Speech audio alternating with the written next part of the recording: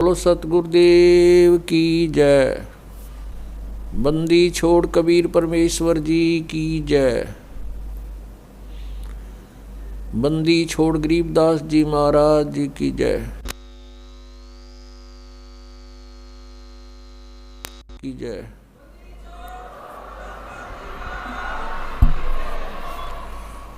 सत साहिब गरीब नमो नमो सतपुरुष को नमस्कार। गुरु की नहीं सुर नर मुनि जन साधुआं संतों सर्वसदी नहीं।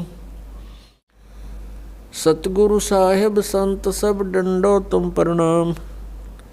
आगे पीछे मध्य हुए तिनको जहाँ कुर्बान। नराकार निर्विषम काल जाल वैभंजनम। निर्लेपम निज निर्गुणम अकल अनुपवेशोन्दुनम। सोहम सुरति समाप्तम सकल समाना नीरतलय। उज्ज्वल हीरंबर हरदमम बेपरवा अथा है वार पार नहीं मध्यतम।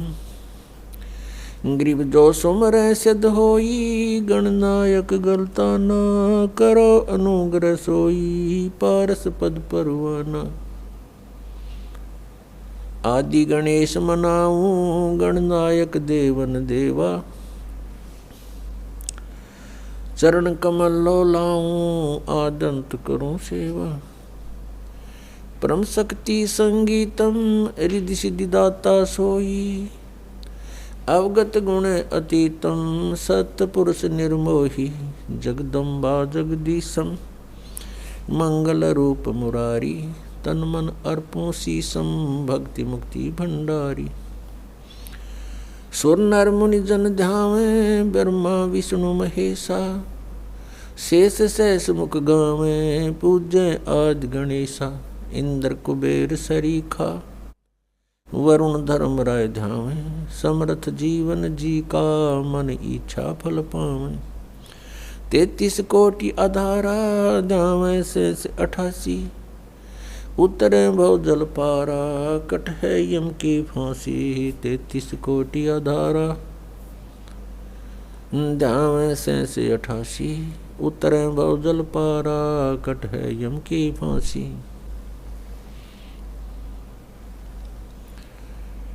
कर जोरूं विनती करूं धरूं चरण पर शीश। गुरु जी राम देवानंद जी महाराज ने दियो नाम बख्शीश। कोटि कोटि सिजदा करूं कोटि कोटि प्रणाम। चरण कमल में राखियो मैं बंदी जो गुलाम। कुत्ता हूँ गुरुदेव का रामपाल दास का नाम। गले प्रेम की जेवड़ी झांखें चोवा जाऊं। तो करो तो बावड़ू दूर दूर करो तो जाऊं। जो राखो तो ही रहूं जो देवो सुख। जय इब के सतगुरु मिले सब दुख आँखों रोए। चरणों ऊपर शीश धरूं कहूँ जो कहनी हो। कबीर गुरु जी मिलेंगे पूछेंगे कुशलात। आदि अंत की सब कहूँ अपने दिल की बात। गुरु जी तुम ना भूलियो चाहे लाख लोग मिल जाएं। हमसे तुमको बहुत है तुम जैसे हमको नहीं। तुमरे विसारे क्या बने मैं किसकी शरण में जाऊं। शिव बिरंच मुनि नारदा तिनके हृदय न समाऊं। अवगुण किए तो बहुत किए, अवगुण किए तो बहुत किए, करत नव निहार। बावे बंदा बख्श दियो, बावे गर्दन उतार। अवगुण मेरे बाप जी, बख्शो गरीब नवाज। जो मैं पूत कुपूत हूँ, बहुर पिता को लाज। मैं अपराधी जन्म का, नक से भरे विकार। तुम दाता दुख भंजना, मेरी करो संवार। सूरत करो मम साइया, हम हैं भव जल माही। आप ही बह जावांगे, जो तुम न पकड़ोगे बाण। हे बंदी छोड़ दयाल जी, तुम तक हमारी दौड़े। जैसे काग जहाज का, अब सूझती और न ठोरे। परम पिता परमात्मा पूर्ण ब्रह्म कबीर परमेश्वर जी की असीम कृपा से आज हम सबको ये सत्संग सुनने को मिला।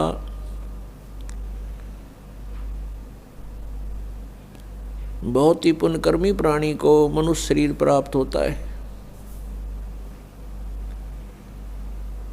उससे भी पुण्यकर्मी प्राणी वो है जो सत्संग प्राप्त कर लेता है।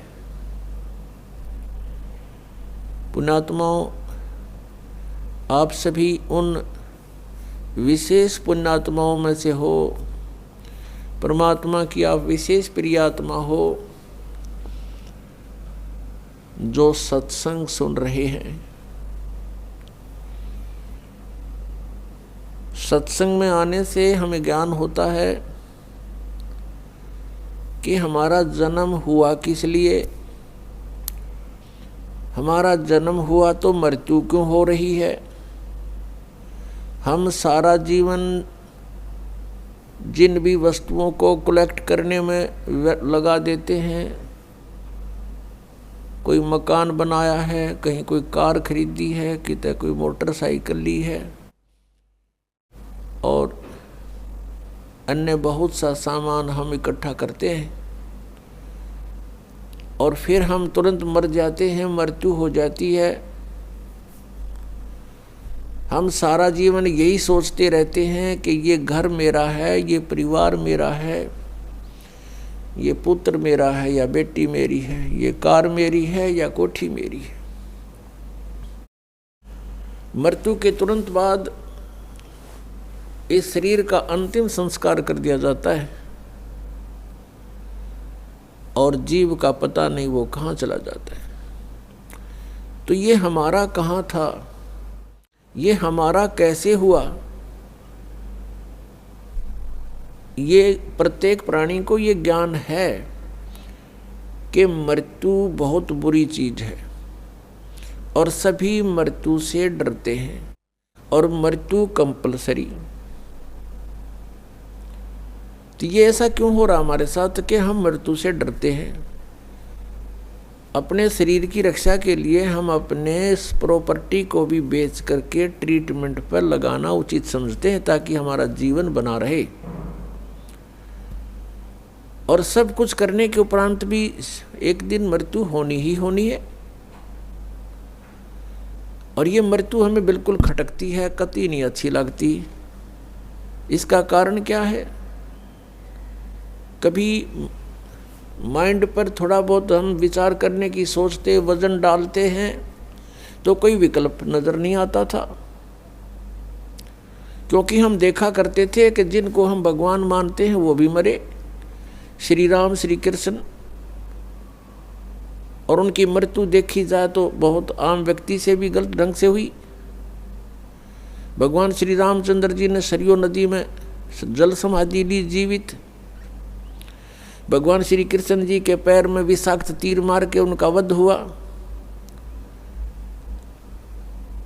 तो अब हम सोचने पर विवश हो चुके कि ये ऐसा क्यों हो रहा है। पहले तो हम इतना वजन नहीं देते थे क्योंकि हम सोच लेते थे मृत्यु होगी, लेकिन अभी नहीं। कोई 20 वर्ष का है, कोई 30 वर्ष का है, वह सोचता भी थोड़ा मरना। मेरी तो 60, 70, 80, 90 वर्ष की उम्र बताते हैं। और जो 80, 90 तक पहुंच चुके हैं उनसे पूछकर देख लो, वो भी नहीं चाहते मृत्यु हो। कहते हैं अभी तो और 10-20 वर्ष है, 100 वर्ष तो जीते ही हैं। और कभी भी मृत्यु हो जाती है तो हमारा जो एस्टीमेट था वो गलत हो गया। तो हमारा एस्टीमेट एक जीव का एस्टीमेट है, अप्रोक्सीमेशन है। तो इसके लिए हमने परमेश्वर के द्वारा दिए गए उस ज्ञान पर चलना पड़ेगा, तभी हम सफल होंगे। अब हम मृत्यु को बिल्कुल पसंद नहीं करते, मृत्यु हो रही है। इसका कारण क्या है? क्योंकि हम ऐसे स्थान से आए हुए हैं जहां मृत्यु नहीं होती थी और वृद्ध अवस्था भी वहां नहीं थी। प्राणी मनुष्य जीवन प्राप्त करके बुढ़ापा पसंद नहीं करता और कंपलसरी मृत्यु पसंद नहीं करता, कंपलसरी होगी। तो ये वहाँ नहीं थी जहाँ से हम आ गए अपनी गलती करके। अब चाहे कोई 70-80 साल वर्ष का हो गया है, वो भी नहीं सोचा है मैं युवा दिखाई दूं। और किसी अच्छा कोई सेठ है या कोई राजनेता है, पैसे का ब्योंत है, विदेशों में जा कर के, फॉरेन में जाके और पूरी अपनी स्किन वो कराते हैं, चेहरे की दोबारा उसकी बढ़िया मेकअप बनवा का सर्जरी करवा के और युवा दिखाई दूं। कितने दिन हो गया सर्जरी कामयाब, और फिर कभी गोली से मारा जा, एक्सीडेंट दुर्घटना मर जाता हुआ रहेगी मेकअप बड़ी बनाई।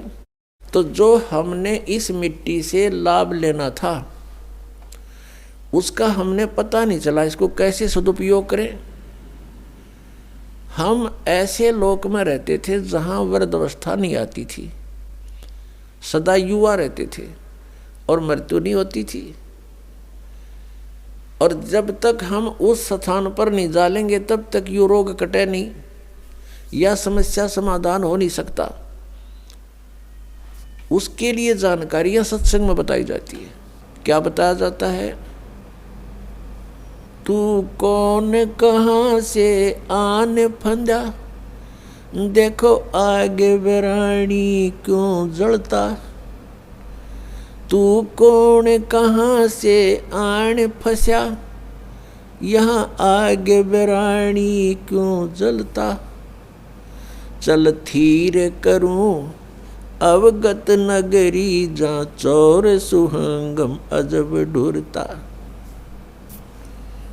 क्या बताते हैं कि तू कहाँ से आके फंस गया और यहाँ बिरानी आग में जल रहा है।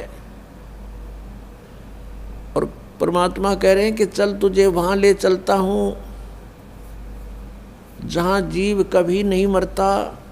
उस लोक में चलो जहाँ जाने के बाद फिर कभी मृत्यु नहीं होगी। वो सत्यलोक है।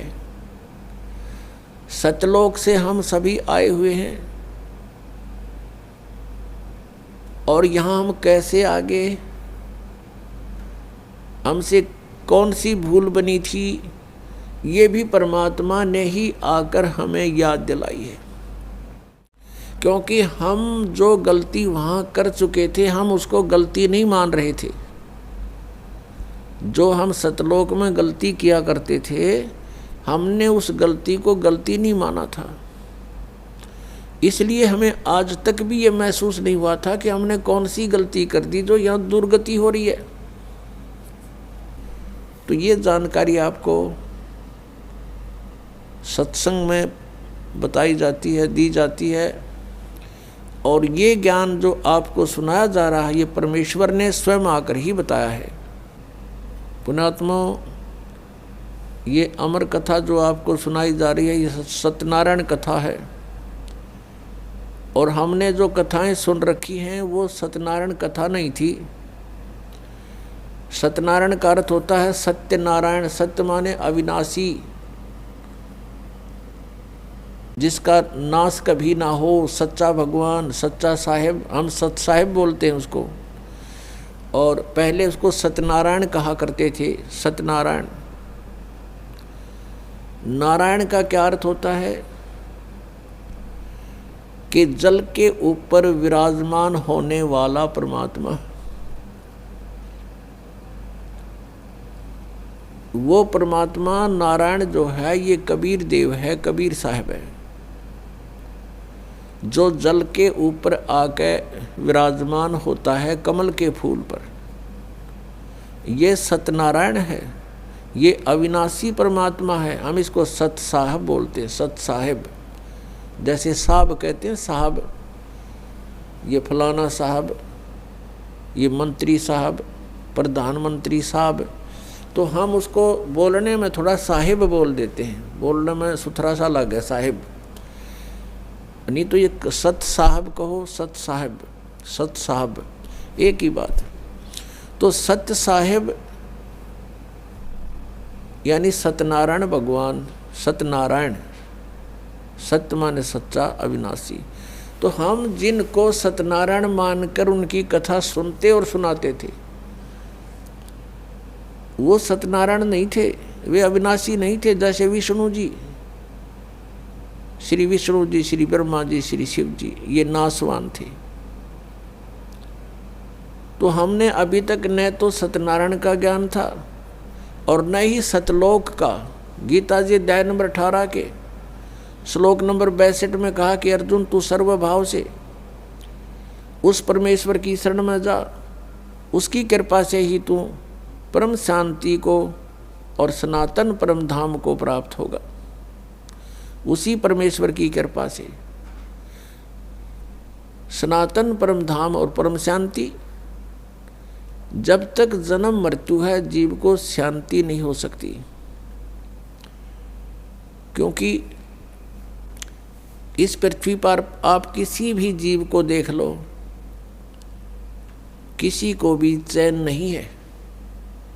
हम राजा लोगों को ये समझते थे ये बड़े सुखी हैं, इन जैसा दुखी धरती पर इंसान नहीं। ये सत्कर मान लेना।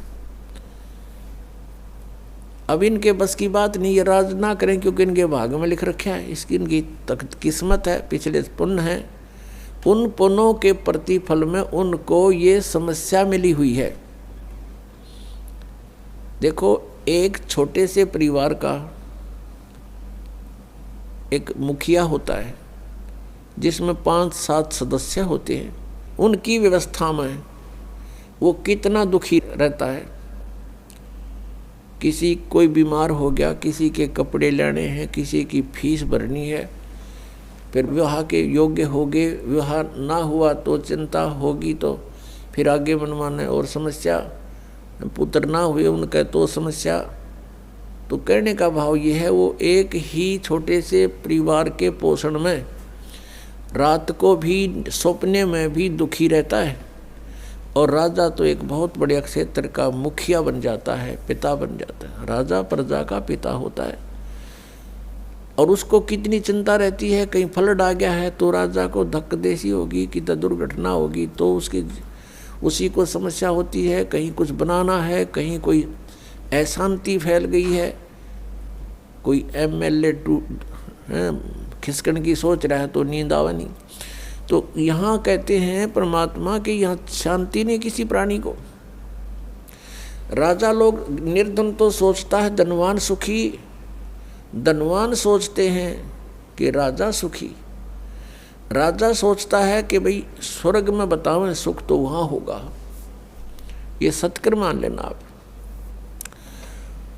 इन राजा लोगों को सुख नाम की चीज नहीं है, सपने में भी नहीं सुख इनको। और फिर ये सोचते हैं स्वर्ग में सुख है। जिन बकवादों को हम सुख मानते हैं वो सुख नहीं है। परमात्मा कहते हैं झूठे सुख को सुख कहे ये मान रहा मनमोद, ये सकल जबीना काल का कुछ मुख में कुछ गोद। बेटा जाया खुशी हुई बहुत बजाए थाल, ये तो आना जाना लगा हुआ है जो कीड़ी का नाल।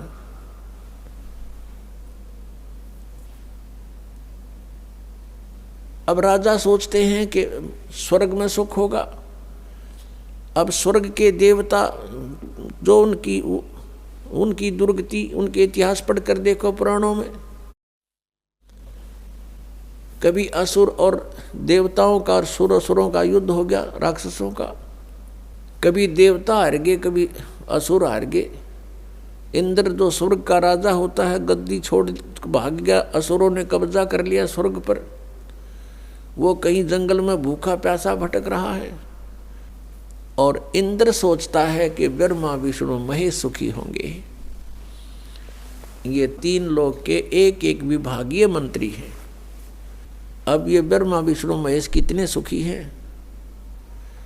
श्री विष्णु जी के अवतार श्री कृष्ण जी, श्री रामचंद्र जी, श्री रामचंद्र के रूप में राजा दशरथ के घर जन्म जब श्री विष्णु जी का हुआ, युवा हुए, युवा होते विवाह हुआ, विवाह होते ही वनवास हुआ, वनवास से सीता का हरण हुआ, यानी उसकी पत्नी का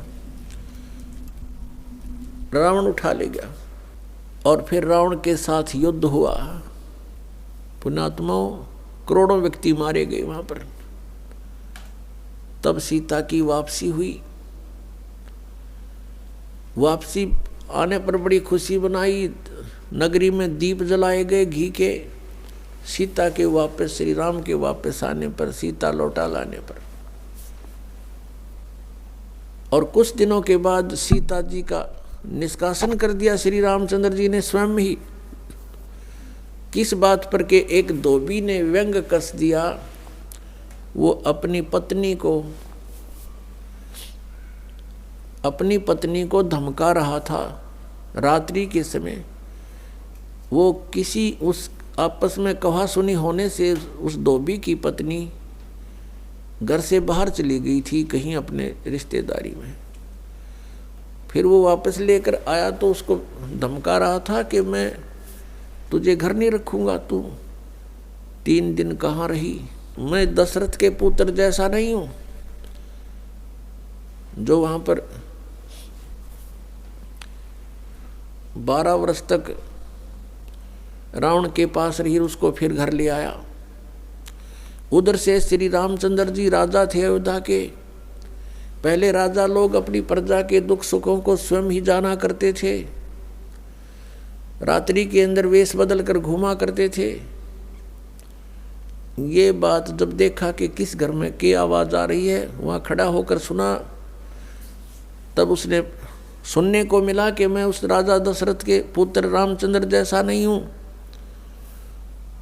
जो रावण के पास उसकी पत्नी रही और उसको घर में रखे हुए है।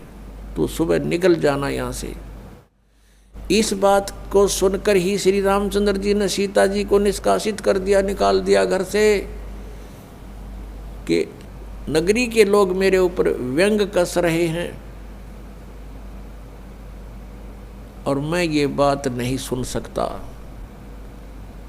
पुण्यात्माओं, जब सीता जी को रामचंद्र जी लाने लगे रावण का वध करके, लंका का राज्य विभीषण को देकर, तब श्री रामचंद्र जी ने कहा था कि मैं तेरी परीक्षा लूंगा और यदि परीक्षा में सफल होगी तो मैं ले चलूंगा, नहीं तो नहीं ले चलूंगा। मैं तुझे अग्नि में जलाऊंगा, यदि तू अग्नि में जल गई तो समझूं तेरी कि तू कलंकित थी, तू रावण को समर्पित हो चुकी थी और यदि अग्नि में तू नहीं जली तो मैं निष्कलंक जानूंगा, तब तुझे ले चलूंगा। ऐसा ही किया गया। सीता को अग्नि में बैठा दिया और हजारों की संख्या में दर्शक थे। सीता जी नहीं जली और सब ने कहा कि भगवान निष्कलंक है, माई निष्कलंक है। और इतनी कठोर परीक्षा लेकर के वापस अपने घर लाया था और फिर एक व्यक्ति के कहने से श्री रामचंद्र जी ने उसको निकाल दिया, अपनी पत्नी को। तो कहाँ गई वो उसका अपना जजमेंट? तो ऐसे ये राजा के योग्य भी नहीं थे ये लोग, और हम इनको भगवान मान रहे थे। एक गर्भवती औरत को अपनी को घर से बाहर निकाल देता है, कहीं मरो कहीं जाओ, कोई बात थी या? फिर परीक्षा लेने की क्या जरूरत थी? और क्यों इतनी दुनिया मरवाई, फिर छोड़ देता रहे, रावण के पास ही रहती हो। पुण्यात्माओं, यहाँ का राजा काल भगवान है और ये नहीं चाहता कि यहाँ के प्राणियों को परमात्मा का पता लग जाए, जिस कारण से इसने इनको भगवान सिद्ध करवा रखा था अपने नकली दूतों के माध्यम से।